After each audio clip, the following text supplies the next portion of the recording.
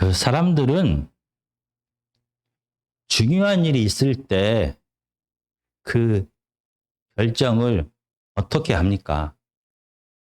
고민하고 생각하고 그리고 사람들과도 상의를 하면서 가장 합리적인 결정을 해 나갑니다.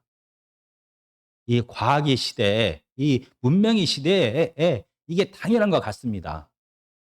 그런데 혹시 우리나라에 공식적으로 무속인, 점쟁이나 무당이 몇 명이나 우리나라에 있는지 혹시 알고 계십니까? 공식적으로 우리나라에 무속인이 20만 명이 넘는다라고 말합니다. 정말로 사람들은 중요한 일, 자녀가 결혼하기 전에 사주팔자를 보기 위하여 용한 무당이나 점쟁이를 찾아갑니다.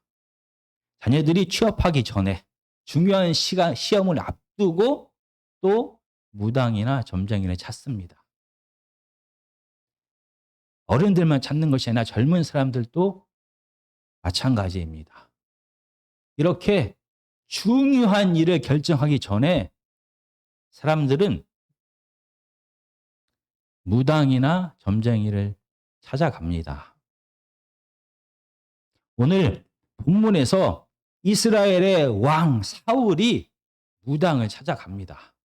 이스라엘의 왕이 제사장이나 선지자를 찾아가는 것이 아니라 무당을 찾아갑니다. 도대체 무슨 일인지 저희가 살펴보겠습니다. 사무엘상 28장 4절과 5절, 29장 1절을 제가 먼저 읽겠습니다. 사무엘상 28장은 구약성경 456페이지입니다. 4절과 5절을 제가 읽겠습니다. 블레셋 사람들이 모여 수넴에 이르러 진침해 사울이 온 이스라엘을 모아 길보아에 진쳤고 사울이 블레셋 사람들의 군대를 보고 두려워서 그의 마음이 크게 떨린지라. 29장 1절입니다. 블레셋 사람들은 그들의 모든 군대를 아벡에 모았고 이스라엘 사람들은 이스라엘에 있는 샘 곁에 진쳤더라. 오늘 본문에서 이스라엘 백성들과 블레셋의 전쟁이 벌어지기 바로 직전입니다. 우리가 잘 아는 것처럼 블레셋은 5 부족들의 연합 국가입니다. 그들은 사울 왕이 그의 적 다윗을 쫓느라고 국방에 힘을 쓰지 못하는 것을 잘 알고 있었습니다. 그래서 블레셋 군대들은 오랫동안 이스라엘과 전쟁을 하기 위하여 준비를 해왔습니다. 이 5 부족들은 먼저 29장 1절에서처럼 아벡에 모였습니다. 5 부족 국가들이 아벡에 일단은 모였습니다. 그리고 나서 바로 수넴으로 이스라엘의 북쪽 지역인 수넴으로 이동하여 그곳에 진을 치며 전쟁을 준비하고 있습니다. 이 이스라엘 북쪽 지역은 이스라엘의 북쪽 지파들이 살고 있는 곳입니다. 그런데 블레셋 사람들이 그곳을 통과하여 수넴 지역에 진을 쳤다라는 것은 이미 그 북쪽 이스라엘 지역이 블레셋 사람들의 영향권 아래에 있다라는 뜻이 됩니다. 이 소식을 들은 사울 왕은 온 이스라엘 군대를 모읍니다. 그리고 수넴에서 남쪽으로 6km 정도 떨어진 바로 제가 이름을 까먹었습니다. 길보아 산에 진을 칩니다. 이 길보아 산은 높은 산입니다. 산의 정상에 진을 치고 북쪽에 있는 쪽에다 진을 친 블레셋 군대를 내려다 볼 수 있게 했습니다. 사울 왕은 길보아 산 꼭대기에서 바로 6km나 떨어진 이 블레셋 군대가 수넴에 진친 것을 보게 됩니다. 그 수가 너무나 많아서 오늘 본문에 나오는 것처럼 두려웠습니다. 사울 왕은 마음이 크게 떨렸다라고 이렇게 표현을 합니다. 어쩌면 사울 왕은 38년 전에 처음으로 블레셋과 전쟁했던 때가 생각할지도 모릅니다. 38년 전으로 돌아가겠습니다. 사무엘상 13장 5절부터 8절 그리고 22절을 제가 읽겠습니다. 사무엘상 13장 5절부터 7절입니다. 블레셋 사람들이 이스라엘과 싸우려고 모였는데 병거 전차입니다. 병거가 3만이요 마병이 6천 명이요 백성은 해변에 모래알같이 많더라. 6절 읽겠습니다. 이스라엘 사람들의 위급함을 보고 절박하여 굴과 수풀과 바위 틈과 은밀한 곳과 웅덩이에 숨으며 어떤 히브리 사람들은 요단을 건너 갓과 길앗 땅으로 가되 사울은 아직 길갈에 있고 그를 따른 모든 백성은 떨더라. 떨었다라고 같은 동사를 사용합니다. 그리고 13장 22절에 보면 이렇게 표현합니다. 싸우는 날에 사울과 요나단과 함께한 백성의 손에는 창이나 칼이 없고 오직 사울과 그의 아들 요나단에게만 있더라. 블레셋과 전쟁이 시작되기 전입니다. 이스라엘의 군대는 사울 왕과 그의 아들인 요나단만 창과 칼이 있었다라고 말합니다. 반면에 블레셋은 이 마병과 전차와 그리고 수많은 신식 무기, 철기 무기로 무장한 블레셋 군대로 그 지역을 다 덮어버렸습니다.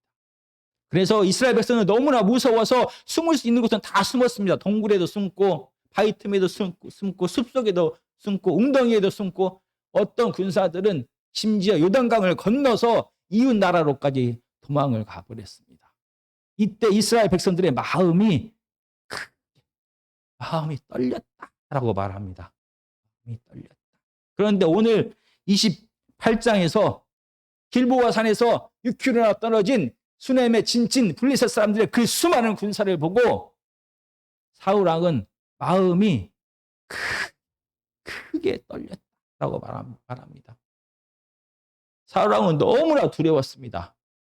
그래서 그동안 찾지 않던 하나님을 찾았습니다.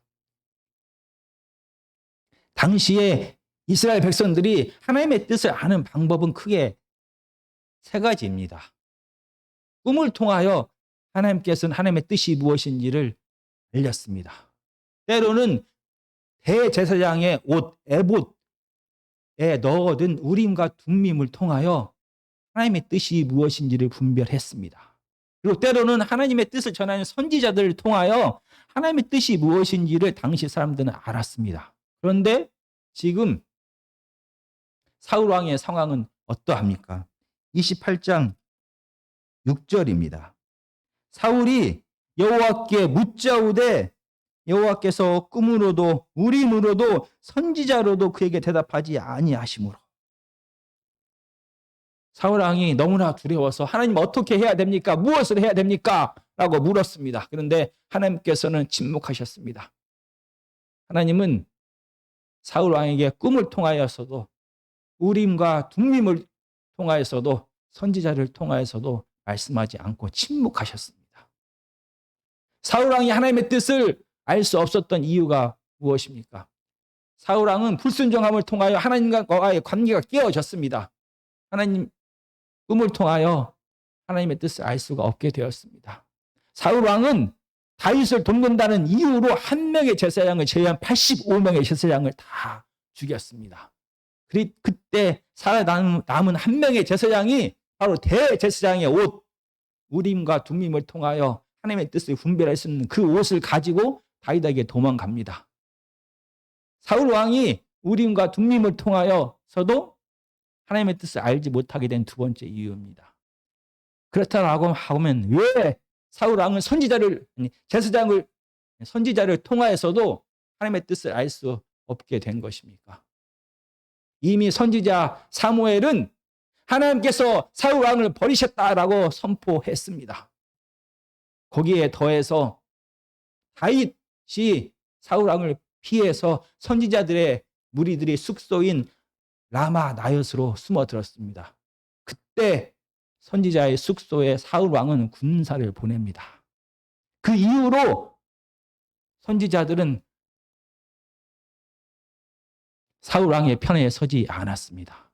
이렇게 사울 왕이 스스로 악을 행하고 하나님의 말씀을 거역함을 통하여 그가 하나님의 뜻을 알 수 있는 모든 방법을 다 끊었던 것입니다.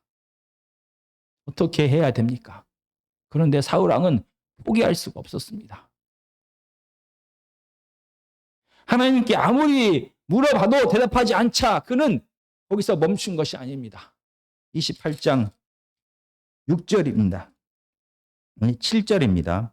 사울이 그의 신하들에게 이르되 나를 위하여 신접한 여인을 찾으라. 내가 그리로 가서 그에게 물으리라 하니 그의 신하들이 그에게 이르되 보소서 엔돌에 신접한 여인이 있나이다.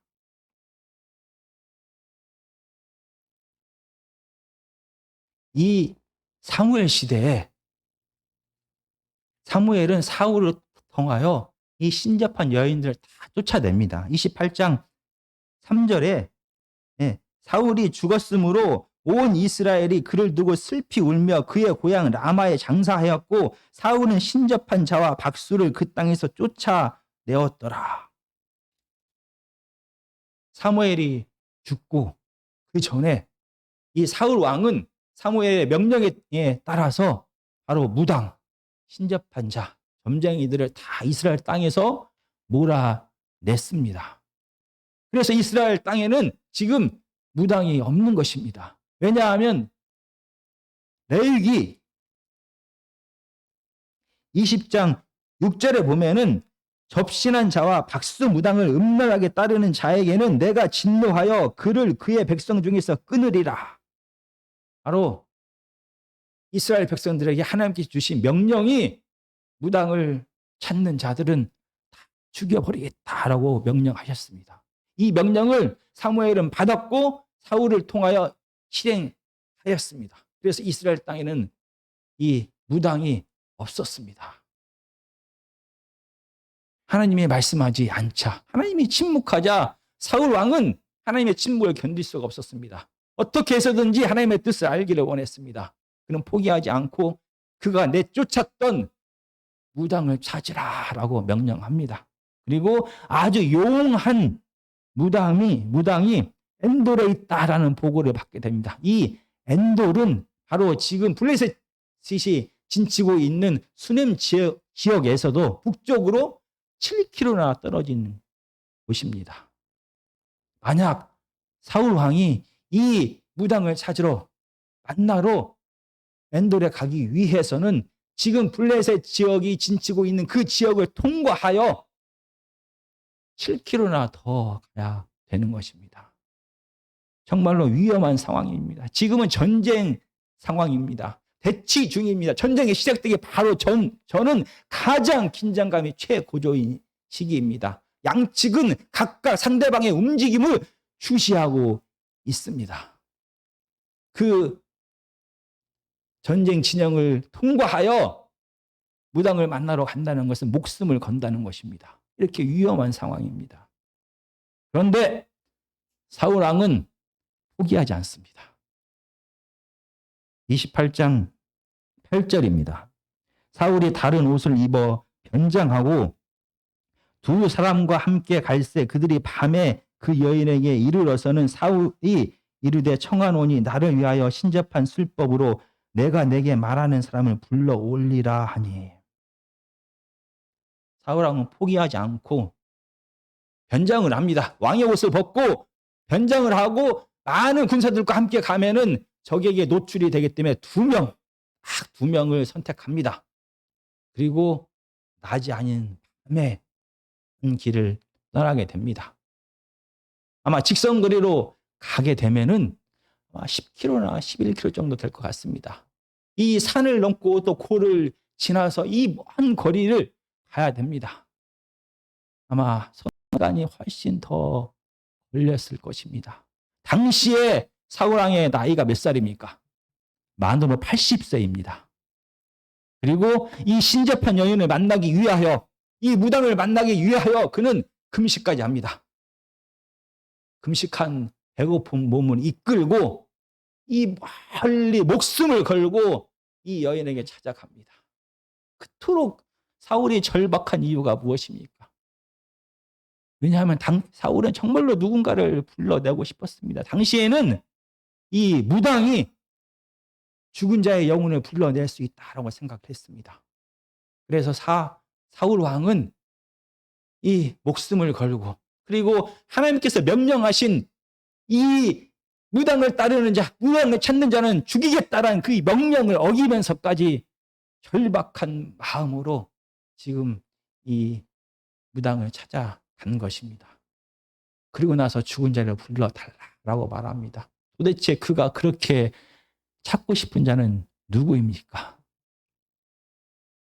이 무당은 거절합니다. 왜냐하면 사울 왕이 이 마술을 행하는 자, 무당을 찾는 자는 다 죽이겠다라고 명령을 하고 다 이스라엘 밖으로 내쫓았습니다. 만약 자기가 이 마술을 통하여 죽은 자를 불러냈다는 소문이 나게 되면 이 여인은 죽게 됩니다.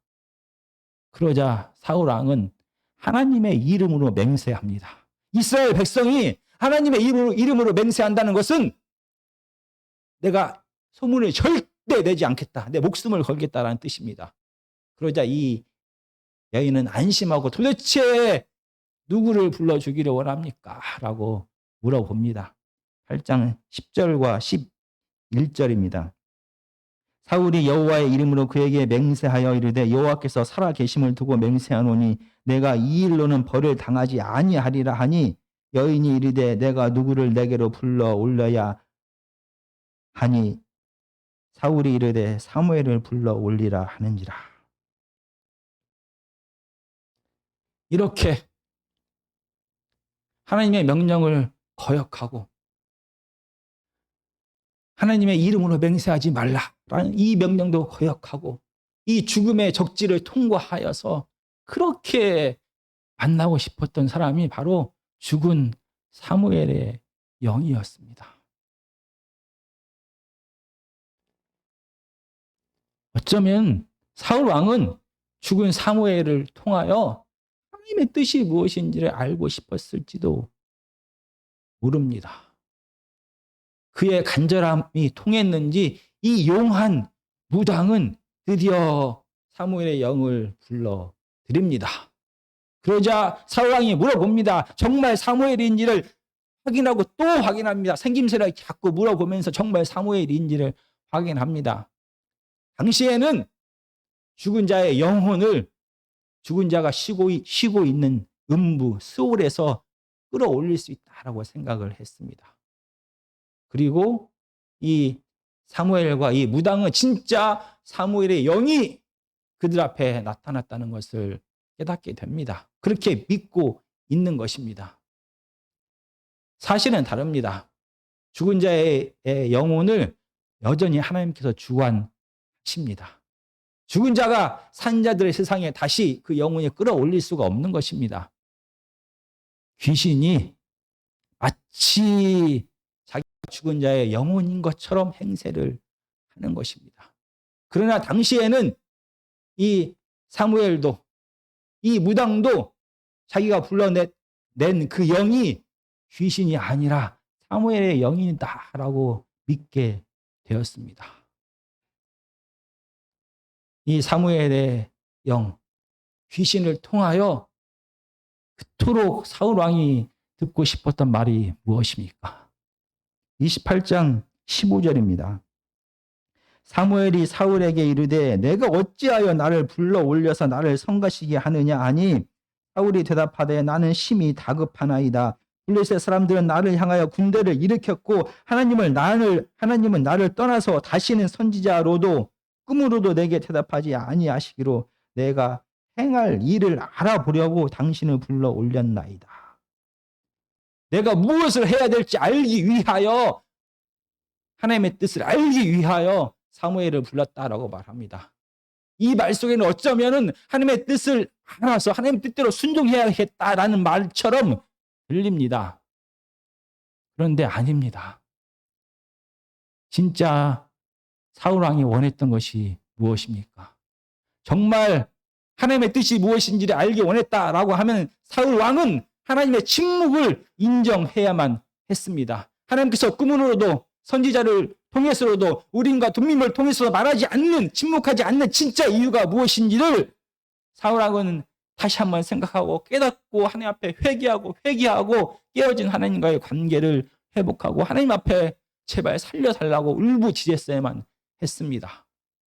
그런데 사울 왕이 진짜 원했던 것은 그것이 아닙니다. 사울 왕은 현재 이 위기 상황을 어떻게 벗어날 수 있는지를 그 방법을 원했습니다. 그래서 하나님 앞에 어떻게 내가 전쟁에서 승리할 수 있는지를 묻고 또 묻고 싶었던 것입니다. 내가 어떻게 하면 이 죽음과 같은 두려움 속에서 벗어날 수가 있습니까? 또 묻고 또 물었던 것입니다. 그런데 하나님께서는 침묵하셨습니다. 사울 왕이 진짜 원했던 것이 전쟁에서의 승리이고 지금 어떻게 이 위기를 벗어날지가 진짜 원했던 것이었기 때문에 그는 하나님의 침묵을 용납할 수가 없었습니다. 그는 하나님께서 죽이겠다라고 말한 그 계명을 어기면서까지 무당을 찾아갑니다. 하나님의 이름을 맹세하지 말라라고 했음에도 불구하고 그 이름을, 그 명령을 거역하면서까지도 그 무당을 안심시킵니다. 그래서 그 무당을 통하여 사무엘을 불러냅니다. 사무엘을 통하여 하나님의 뜻이, 하나님께서 지금 계획이 무엇인지를 드디어 알기를 원하는 겁니다. 하나님의 침묵을 도저히 용납할 수가 없고 하나님을 흔들어 깨워서라도 지금 이 순간 어떻게 이 위기에서 벗어날지를 그는 알고 싶었던 것입니다. 그에게는 하나님과의 깨어진 관계를 회복하는 것이 중요하지 않았습니다. 그에게 진짜 중요한 것은 하나님을 마술을 통하여 이용해서라도 조종해서라도 승리하는 것이었습니다.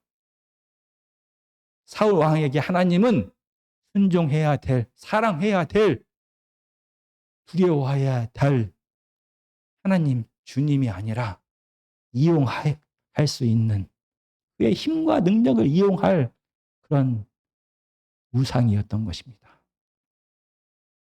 오늘 본문의 사건을 역대상 10장에서도 같은 방향으로 해석을 합니다. 역대상 10장 13절과 14절입니다. 역대상 10장 13절과 14절입니다. 사울이 죽은 것은 여호와께 범죄하였기 때문이라.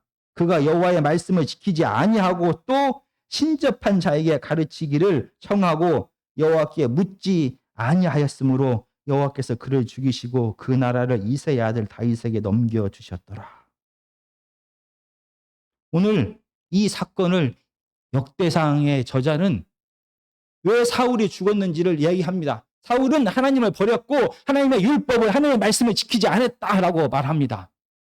율법의 핵심이 무엇입니까? 하나님을 우상처럼 여기지 말고 하나님을 마음을 다해, 뜻을 다해, 성품을 다해 사랑하라.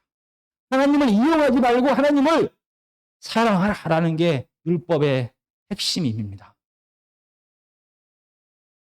역대상 저자는 사울 왕이 율법을 어겼다. 그래서 구체적으로 오늘 본문의 사건을 얘기합니다. 사울 왕이 무당에게 어떻게 해야 될지를 물었다. 가야 될 길을 물었다라고 말합니다. 하나님 앞에 묻지 않고 무당에게 그 길을 물었기 때문에 그는 죽었다라고 말합니다. 오늘 사무엘상 28장은 다릅니다. 사울 왕이 무당에게 가서 이 문제를 어떻게 해야 됩니까? 무당의 뜻을 물은 것이 아닙니다. 사울 왕은 분명히 무당을 이용하여 사무엘을 불러 하나님의 뜻을 물었습니다. 그런데 사울 왕이 하나님 앞에 하나님을 왜 찾은 것입니까? 왜 하나님 앞에 물은 것입니까? 순종하기 위하여, 하나님의 뜻이 무엇인지를 알기 위하여 물은 것이 아니었습니다. 그는 이 위기를 벗어나기 위하여, 승리하기 위하여 하나님을 찾은 것입니다. 하나님의 힘을, 하나님의 정보를 이용하고 싶었던 것입니다. 말 그대로 하나님을 사랑하고 하나님을 공경하고 하나님 앞에 순종하는 자가 된 것이 아니라 율법의 핵심을 어긴 하나님을 우상처럼 하나님의 힘을 이용하려고만 했다라고 말합니다. 그래서 그는 죽을 수밖에 없었다라고 성경은 말합니다. 사울 왕에게 하나님은 순종할 자, 사랑할 자, 함께 해야 될 자가 아닙니다.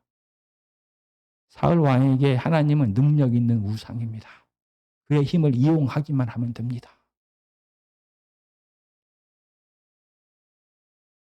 이 사울 왕의 모습을 하나님께서는 다 보셨습니다.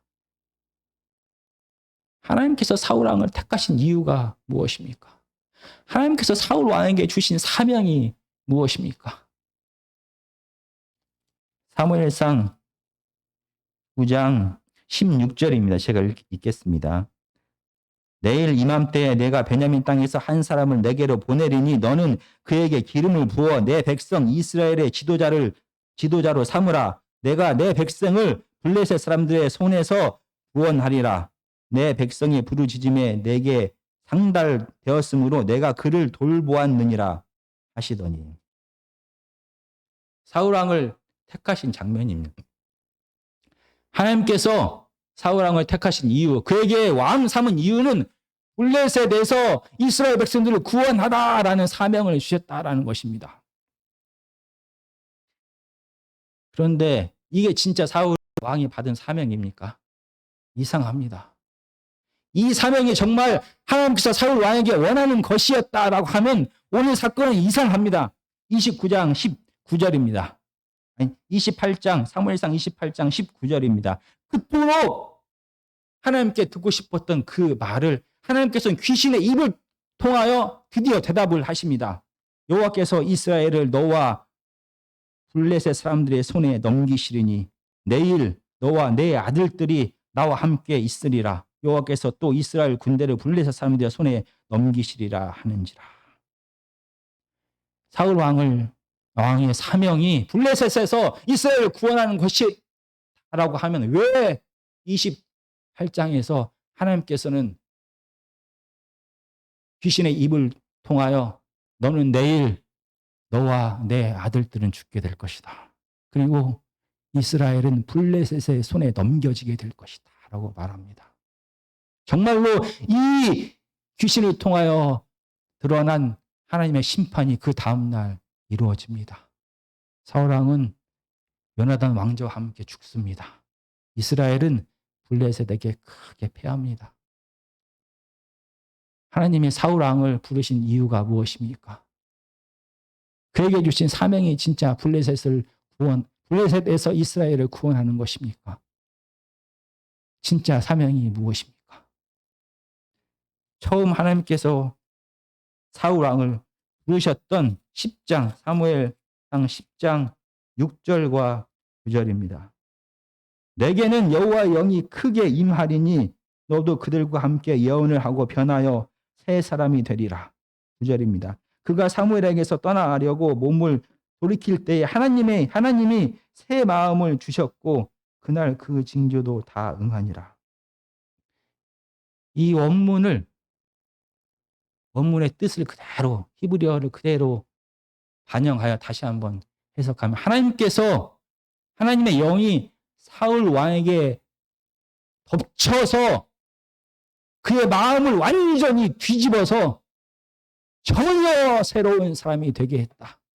하나님의 영이 사울 왕의 마음을 뒤집어 엎어서 새로운 마음은 전혀 다른 마음을 주셨다라고 말합니다. 하나님께서 사울 왕에게 주신 사명은 전혀 새로운 사람, 하나님의 영이 깃드는 사람, 그래서 하나님의 영의 통제와 다스림을 받아서 하나님처럼 생각하고 말하고 행동하는 사람, 하나님께서 해야 될 그 사명을 하나님의 마음으로, 하나님의 생각으로 하나님처럼 행하는 자, 하나님을 닮아가는 자, 그래서 이 땅을 그렇게 살아가는 자로 하나님은 사울 왕을 부르신 것입니다. 승리하는 자, 잘 사는 자가 되라고 부르신 것이 아니라 하나님의 영이 임하여 완전히 새로운 사람이 되어서 하나님처럼 말하고 생각하고 행동하는 하나님 닮은 사람이 되는 것이 바로 사울 왕 기름 부음을 받은 자에게 주신 사명입니다. 이 같은 사명을 하나님의 백성 이스라엘이 똑같이 받았습니다. 하나님의 거룩한 제사장이 되어서 이 땅을 살아갈 때 내 생각대로, 내 감정대로, 내 욕심대로 살아가는 것이 아니라 하나님의 뜻대로 생각하고 말하고 행동하면서 살아가는 자. 그래서 하나님이 없는 그 땅에 하나님이 누구인지를 모든 사람들이 보게 하는 것. 하나님의 이름을, 하나님을 영화롭게 하는 것. 하나님을 닮은 삶을 살아가는 것이 바로 택함 받은 자, 기름 부은 받은 자의 사명인 것입니다.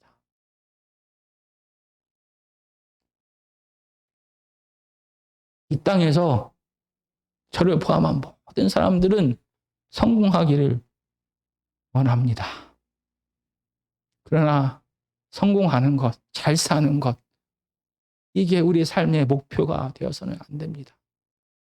성공하는 것이 목표가 되어버리면 이 성공을 위하여, 이 승리를 위하여, 이 안정을 얻기 위하여 우리는 모든 수단과 방법을 다 동원합니다.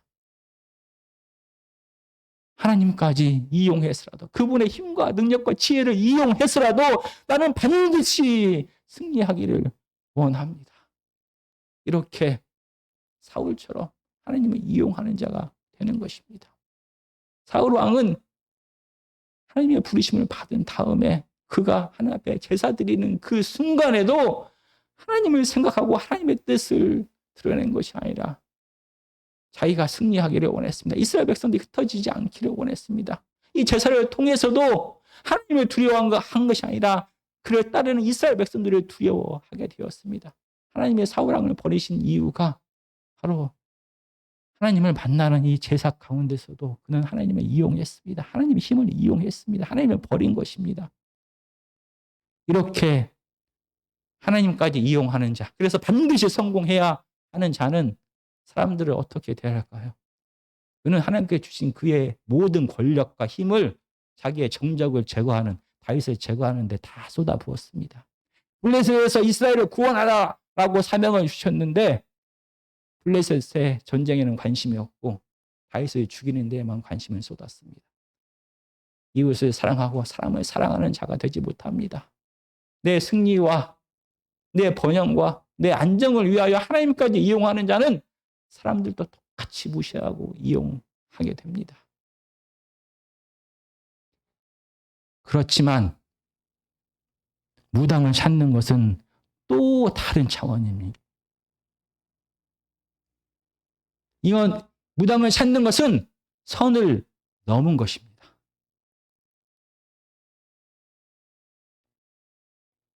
우리 자녀가, 내 배우자가 나를 ATM 기계로 생각하고 이용하는 것, 슬픈 일입니다.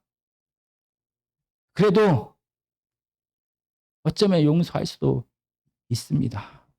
그러나 그의 모든 필요를 내가 아닌 다른 배우자에서, 다른 사람에게서 찾는다라는 것은 도저히 용서할 수가 없는 것입니다. 이 미신을 믿는 것, 무당을 찾는 것은 힘이 있습니다. 우리가 JMS 잘 아시는 것처럼 사이비 종교 단체에도 힘이 있습니다. 능력을 행합니다. 예언을 합니다. 뭔가 홀리는 그런 능력이 있습니다. 이 우상을 찾는 것은, 우상은 하나님에서 영이 임하면 우리 안에 있는 이 죄성, 나를 위하여 내가 모든 힘과 능력을 찾기 위하여 모든 수단과 방법을 동원하려고 하는 이 죄성을 하나님의 영은 통제를 합니다. 그래서 우리로 하여금 우리의 죄성대로 살지 않게 하나님께서 인도하십니다. 그런데 우상은, 미신은, 이 무당은 우리가 갖고 있는 이 죄성을 기름을 부어버립니다. 어떠한 수단과 방법을 통해서도 승리하게 하고 복받게 하고 내가 잘 되는 것이 최고다라고 말하는 것입니다. 그리고 이 무당을 통하여 능력을 보여줍니다. 어느 가정에 부모가 무당을 찾게 되면 그 가정은 무너지게 됩니다. 가정에서 중요한 자녀가 시험을 보거나 취업을 하거나 배우자를 택하는 모든 일에서 결정하는 기준이 무당입니다. 이 가정은 무너져 버립니다. 어느 기업의 총수가 무당을 의지하고 무당을 찾는다. 그 기업은 무너집니다. 사람의 이성과 서로 협력해서 가장 선한 길을 찾고 무엇이 가장 좋은 것을 찾아야 됩니다. 그런데 그런 시스템 자체를 허물어뜨려 버리는 게 바로 무당을 의지하는 것입니다. 만약 어느 정치 지도자가 무당을 의지한다, 무당을 찾는다, 라는 방. 가장 중요한 결정을 하는 순간순간마다 그는 무당을 찾게 됩니다. 왜냐하면 무당은 그동안 그에게 힘과 능력을 보여주었습니다. 그 나라는 회의하고 이성적으로 판단하고 경험을 통해서 지혜를 통해서 의견을 모아가는 이 시스템 자체가 완전히 붕괴되어져 버리는 것입니다. 왜 사울이 죽었습니까? 사울 왕이 하나님의 우상처럼 이용했습니다. 너를 반드시 왕에서 끌어내리겠다라고 하나님은 2번이나 심판하셨습니다. 그리고 그런데도 38년이나 하나님은 사울 왕을 기다렸습니다. 그런데 사울 왕이 선을 넘어버렸습니다. 하나님을 찾은 것이 아니라 무당을 찾게 되었습니다. 한 번 무당을 찾는 자는 그 나라의 모든 시스템이 다 무너지게 됩니다. 하나님은 더 이상 그를 용서할 수가 없었습니다. 그 다음 날 사울 왕은 죽게 됩니다. 우리는 다 성공하기를 원합니다. 그리고 때로는 하나님의 힘을 이용하고 싶기도 합니다. 그러나 우리가 지켜야 될 마지막 선은 하나님이 아니어도 된다. 내게 능력을 주고 내가 성공하게만 한다면 내가 어떤 신이라도 섬기겠다라는 무당을 찾는 그 길은 절대 선을 넘어서는 안 되는 길인 것입니다. 왜냐하면 우리는 하나님의 힘을 닮아가는 하나님의 영이 임하는 그래서 하나님의 뜻대로 말하고 행동하는 그런 사명을 받은 자이기 때문입니다. 우리가 때로는 살아갈 때 어쩌면은 많은 어려움이 고난이 그러나 고난 가운데서 침묵이 길어질 때 하나님의 침묵이 길어질 때 우리는 당황합니다. 어떻게 해서든지 하나님을 흔들어 깨워서라도 이 답을 얻기를 원합니다.